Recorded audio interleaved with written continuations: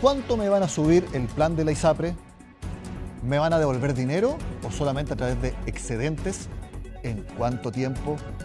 ¿Y a quiénes?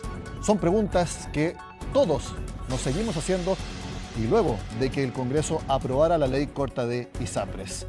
Macarena Román responde estas interrogantes que son de vital relevancia para que todas las personas que están en este sector privado de la salud puedan entender cómo sigue esta historia. Eduardo, ¿has escuchado algo de la ley corta de ISAPRES? ¿Tiene algunas dudas al respecto? La verdad no he escuchado nada y sí me gustaría saber porque desconozco completamente. No, tengo dudas todavía. ¿A quién le toca? No tenía idea que me podría tocar eso. El asunto de que regular si es que va a haber una ISAPRE en quiebra. Mucha gente no tiene idea de qué se trata. Y si usted es uno de aquellos, no se preocupe, en el siguiente informe se lo contaremos.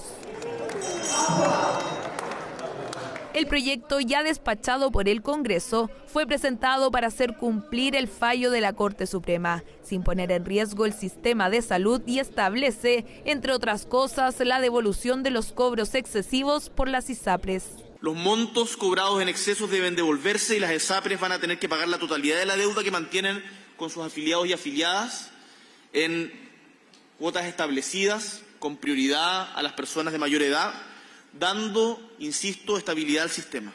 Suena bien, pero las dudas en la calle persisten. ¿Cuánto me van a devolver? Eso cambiará caso a caso. Todo depende de la edad y de cuánto tiempo estuvo con la tabla de factores antigua. De todas maneras, las personas, para su tranquilidad, cuando la ISAPRE informe el plan de pago, va a venir el cálculo individual en UF de cuánto se le adeuda, de manera que todo va a ser transparente para las personas. ¿Cuándo me lo van a devolver? Una vez publicada la ley, las aseguradoras tendrán un mes para presentar el plan de devolución, con un mes adicional de prórroga. De ahí en adelante, la Superintendencia de Salud irá emitiendo circulares con los mandatos correspondientes. Pero eso de los primeros hasta los 65 años, en 5 años, no sé cómo va a ser, porque en lo que lo leí no está muy bien detallado, etcétera, etcétera. La devolución se hará en 13 años para personas hasta 64 años, en 60 meses para quienes tienen entre 65 y 79 y en 24 meses para quienes son mayores de 80 años. Todo a través de bonos de deudas, excedentes, o también se podrá llegar a un acuerdo con la ISAPRE para que sea un pago inmediato con un porcentaje de descuento. Decir que esto involucra a las partes, ¿no? Por lo tanto, no es una decisión que la ley imponga, ya es una decisión que tienen que convenir las partes, la ISAPRE con los afiliados, y por lo tanto media la voluntad de ambos. ¿Cuánto subirá mi plan? Todos los afiliados tendrán experiencias diferentes, pero lo que es certero es que los planes se nivelarán como mínimo al 7% de cotización obligatoria. A eso se puede sumar una prima extraordinaria con tope de 10% de los contratos al valor de julio 2023. Además de los ajustes anuales comunes, considerando eso sí modificaciones en el indicador de costos de salud. A la gente joven que tiene contratos posteriores al 2020 probablemente van a ser más afectados por el alza, y por eso es que también hubo la necesidad de poner un techo a esa alza, y por cierto que todos los incentivos para la industria son tratar de mantener a esa gente joven dentro de sus afiliados. Industria que se refirió a la aprobación del proyecto a través de comunicados donde valoran la idea, pero también aseguran que la iniciativa por sí sola no espantará la crisis, pensamiento que comparten las clínicas. Es más, vemos con inquietud que entre los mecanismos de pago que las ISAPRES tendrán para dar cumplimiento a la sentencia de la Corte Suprema está la generación de excedentes, los que podrán utilizarse en prestaciones de salud, lo que engrosaría la ya abultada deuda que mantienen con nosotros. Aunque desde el gobierno responden que las empresas en cuestión deben poner de su parte para no entrar en insolvencia, la ley corta de ISAPRES, según el Ejecutivo, ya es ayuda suficiente. ¿Estamos pagando nosotros mismos los cobros excesivos de los planes?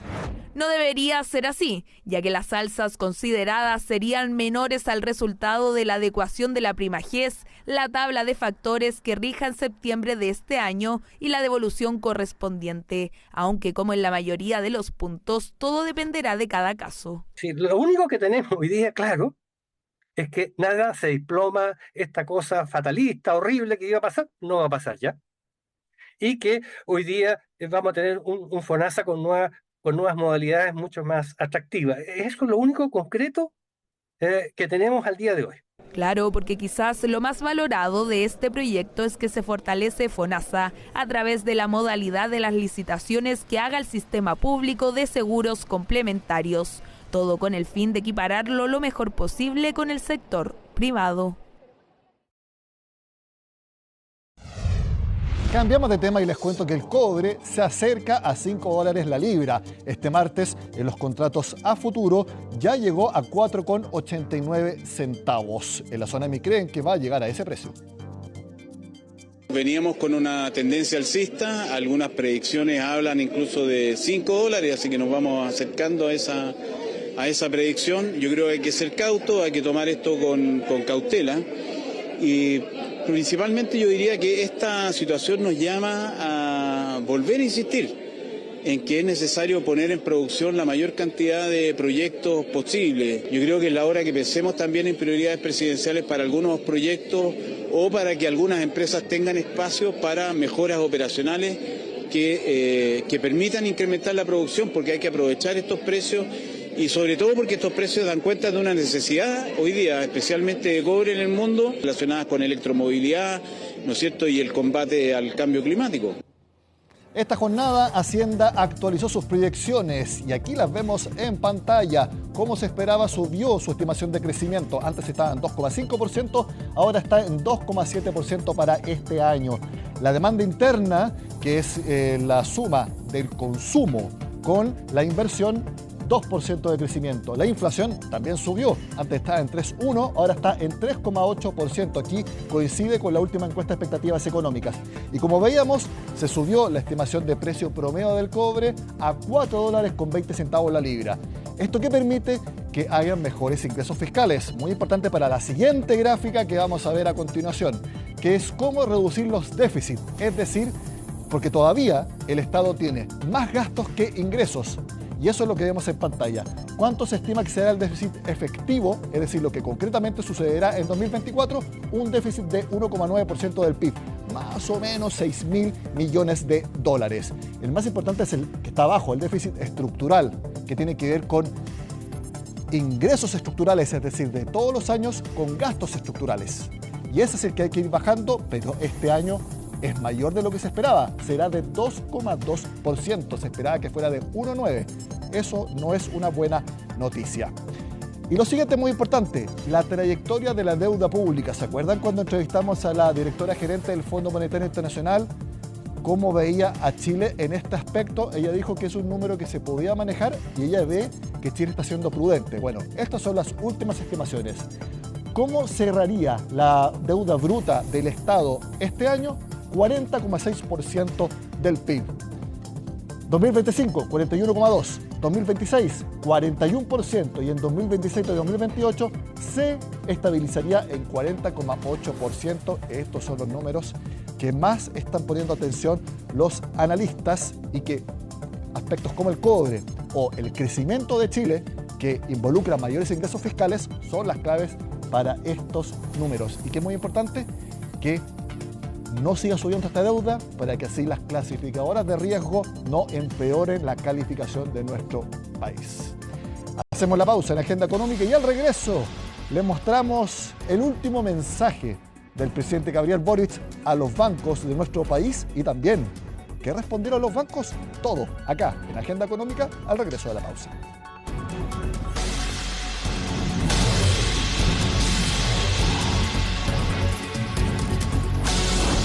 Este martes se realizó el encuentro anual de la construcción, instancia donde estuvo el presidente Gabriel Boric. En la cita, el presidente del gremio constructor hizo precisamente un llamado al Estado para que trabaje de mejor manera junto a las empresas sectoriales. Señor presidente, ¿qué le pedimos en relación con estos proyectos? Que los evalúe, que luego los declare prioridad presidencial.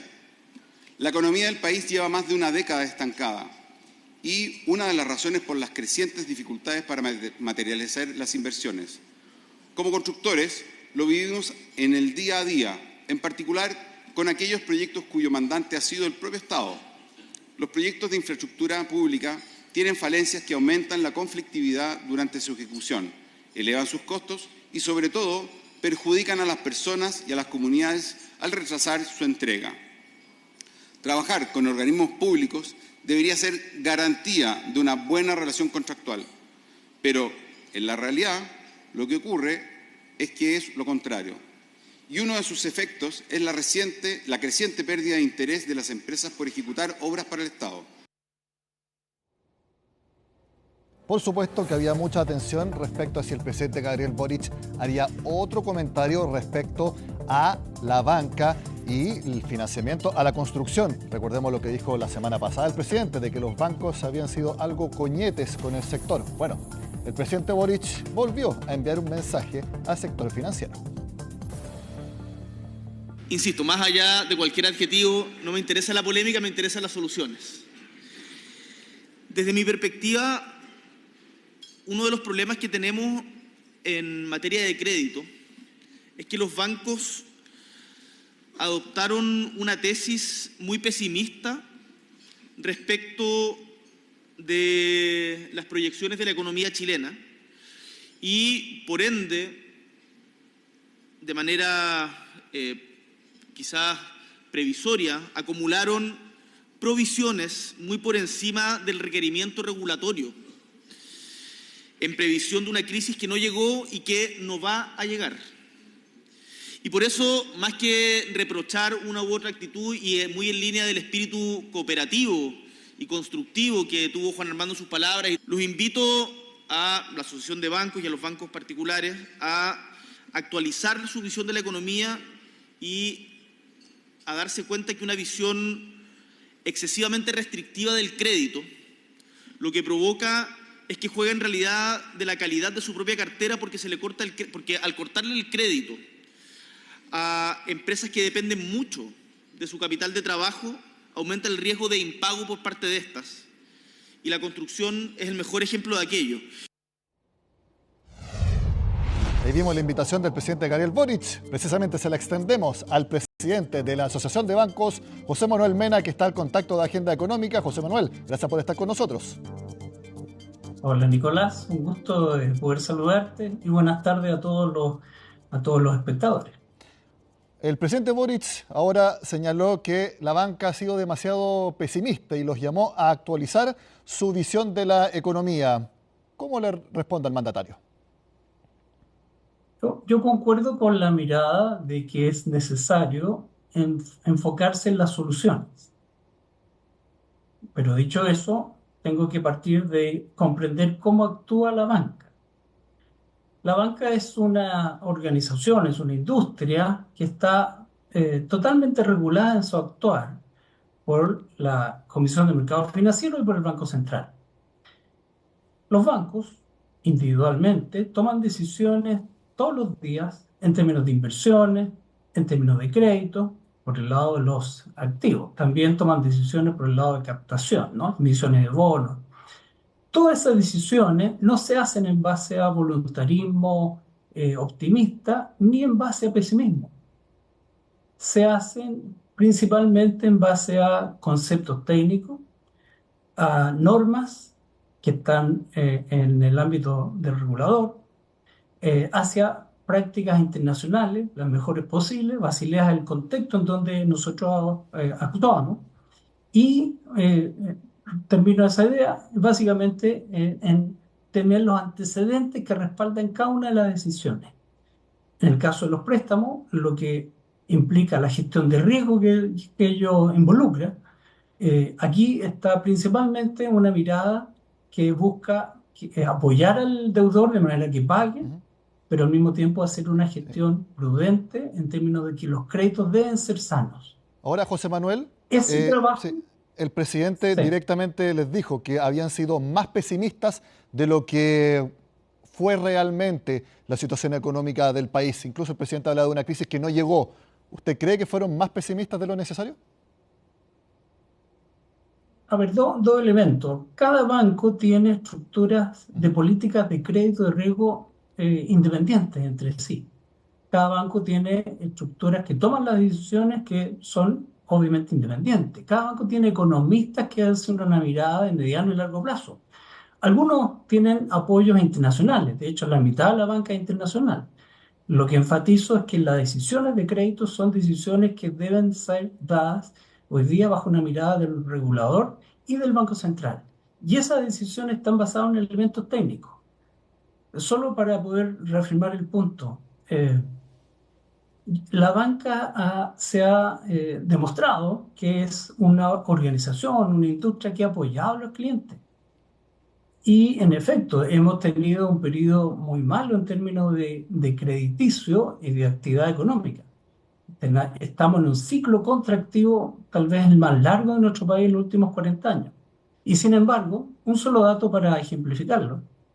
En los últimos 4 años, la banca privada ha dado más créditos que la banca estatal desde el punto de vista de deudores hipotecarios. Si le ponemos cifra, la banca privada ha duplicado los créditos en el número de operaciones que la banca privada. Quiere decir que estamos actuando en una forma diferente a lo que se espera. Yo creo que nuestra posición es una decisión de largo plazo. Estamos para apoyar el país porque es aquí donde trabajamos. Aquí están los capitales involucrados y comprometidos. José Manuel, sí. Lo que necesitamos es buscar la solución para cómo hacerlo mejor, eso no es indudable. Y la pregunta que seguramente usted también la ha recibido y es parte también de lo que tengo que hacerle. ¿Los bancos han sido coñetes con la construcción? Un solo dato para ejemplificar. Yo creo que ninguno de los adjetivos es, creo, suficiente para poder comprender cómo se actúa desde el punto de vista de decisiones de crédito. Un solo dato para acompañarte. Tú conoces lo que es el FOGAES, es el Fondo de Garantía destinado a la empresa constructora. Así es. Eso se hizo básicamente con un trabajo con la Cámara de la Chilena de la Construcción y fue planteado por nosotros, conjunto con la Cámara, de manera de poder permitir que en un espacio de riesgo que era mayor que lo normal, operara una garantía parcial estatal. ¿Tú sabes qué porción del número de operaciones a empresas constructoras fue dada por la banca privada? Te doy la cifra. El 70% de las operaciones fueron dadas por la banca privada. Yo, más que referirme, por lo tanto, a adjetivos, mi punto es la banca ha demostrado estar comprometida con Chile. No puede ser de otra manera. Es absurdo de otra manera. Sí. Pero ciertamente que necesitamos actuar. No solamente la banca, no solamente un gobierno, sino que es un tema mayor de cómo poder hacer en conjunto propuestas y planes de acción que nos permitan que la economía crezca más de lo que está creciendo. El presidente también hoy día, en el encuentro de la construcción, dijo que los bancos han hecho más provisiones de las necesarias. ¿Es así? La gestión de riesgo, cuando uno da un crédito, inmediatamente hace una clasificación de esa cartera e inmediatamente efectúa provisiones según criterios planteados por el regulador. Y después viene el proceso de cobranza, que puede ir muy bien o puede ir muy mal. Todo ese proceso que viene a continuación tiene un detalle normado por la Comisión de Mercado Financiero. Los bancos provisionan según estas normas y si hay provisiones voluntarias también están en un marco normativo. No se puede hacer cualquier provisión. Los bancos han sido, me parece, prudentes en la gestión de riesgo. Nunca podremos repetir la mala experiencia de los 80. Recordemos lo que eso fue. Un país que cae en crisis financiera es un problema profundo. Nunca debemos repetir ello. Los bancos actúan, por lo tanto, en forma prudente porque el crédito debe ser sano y debe permitir que el deudor se levante. Si adicionalmente hay que hacer algunas provisiones bien, pero no es el caso. Y el hecho de constituir provisiones no involucra una decisión de crédito nueva, no cambia la decisión de crédito nueva, no involucra un punto en contra porque los créditos se evalúan individualmente. Entonces, técnicamente, ¿las opiniones del presidente Gabriel Boric, a juicio suyo, son erradas? No me corresponde a mí como presidente de una organización gremial y no es el punto entrar en una polémica con el presidente Boric, no corresponde. Él tiene todo mi respeto por su investidura. Lo que a nosotros nos compete es apoyar y trabajar en conjunto con el Ejecutivo, con el Legislativo, para ver cómo hacemos para que nuestro país efectivamente vuelva a la senda de crecimiento como el que necesitamos. Todos necesitamos ello. Y los bancos más que nada. No sé si te puedo dar un dato que ejemplifica.